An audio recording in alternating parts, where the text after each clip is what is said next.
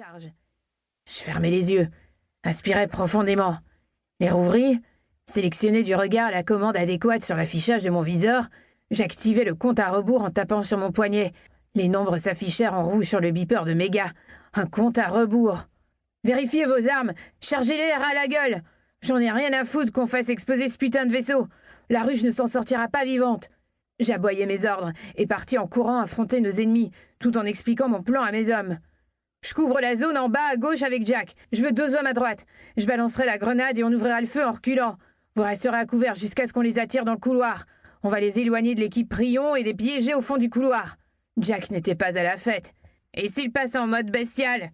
Jack connaissait déjà la réponse, mais l'équipe devait avoir confirmation. On s'occupera de l'Atlan jusqu'à ce que ça pète. Quoi qu'il arrive, personne ne nous passera sur le corps, c'est clair? Ce serait la première fois qu'on utiliserait le PGF ou prototype de grenade à fragmentation. Le service des renseignements de la coalition avait fait main basse sur la technologie de la ruche. Technologie que mon ami Megan avait arrachée du crâne d'un monstre bleu dans une grotte lors d'une bataille sur la Terry 4. J'en avais pas plus, et elle n'avait pas le droit de divulguer quoi que ce soit. Mais j'étais prêt à tout pour que mes soldats sortent vivants de ce vaisseau. Archi-clair! Cette voix sensuelle était celle de Trinity, la seule femme de mon équipe.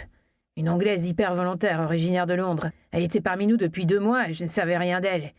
Les histoires des gens ne m'intéressaient plus.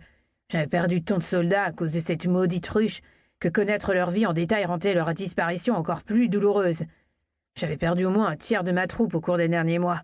Nous savions tous que les chances de rentrer vivant frisaient le zéro. Je me demandais comment j'avais réussi à survivre aussi longtemps. Les autres patrouilles de reconnaissance m'avaient surnommé Nine, comme les 9 vies du chat.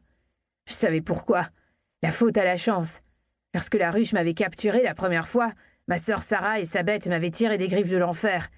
J'étais désormais plus prudent, plus pointilleux dans mon organisation. Tout le monde s'en sortait toujours indemne.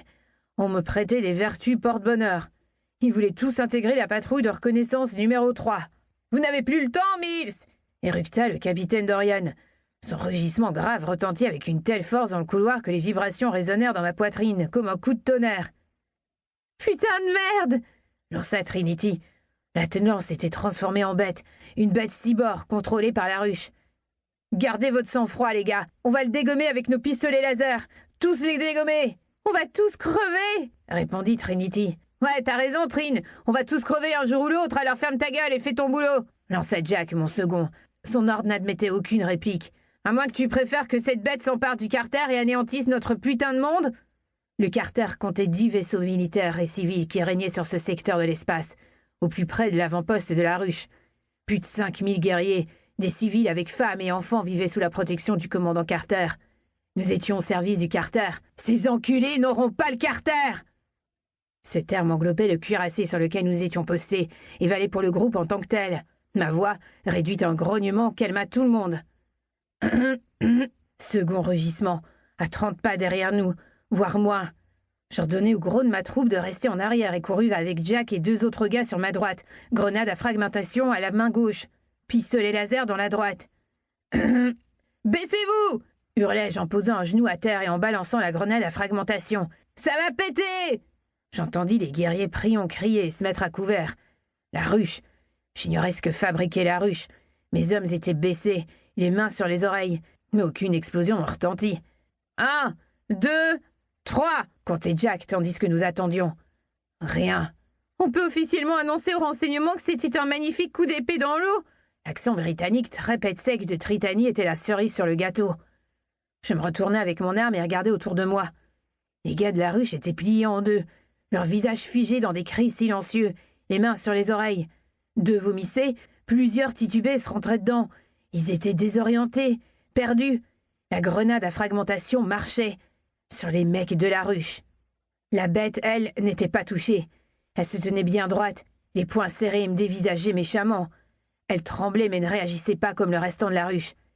J'ignorais comment fonctionnait la grenade à fragmentation et je n'avais pas vraiment le temps de me pencher sur la question. Elle était apparemment conçue pour décimer ces saloperies de cyborgs, mais n'avait pas réussi à atteindre l'Atlan sommeillant en lui.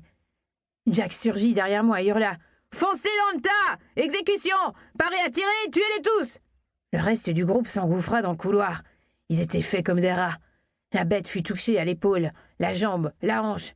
Les soldats de la ruche, d'anciens guerriers prions métamorphosés en esclaves malveillants après avoir séjourné dans... Pour continuer à écouter ce livre audio gratuitement, cliquez sur le lien dans la description et vous pourrez l'écouter en entier sans frais grâce à l'essai de 30 jours d'Audible.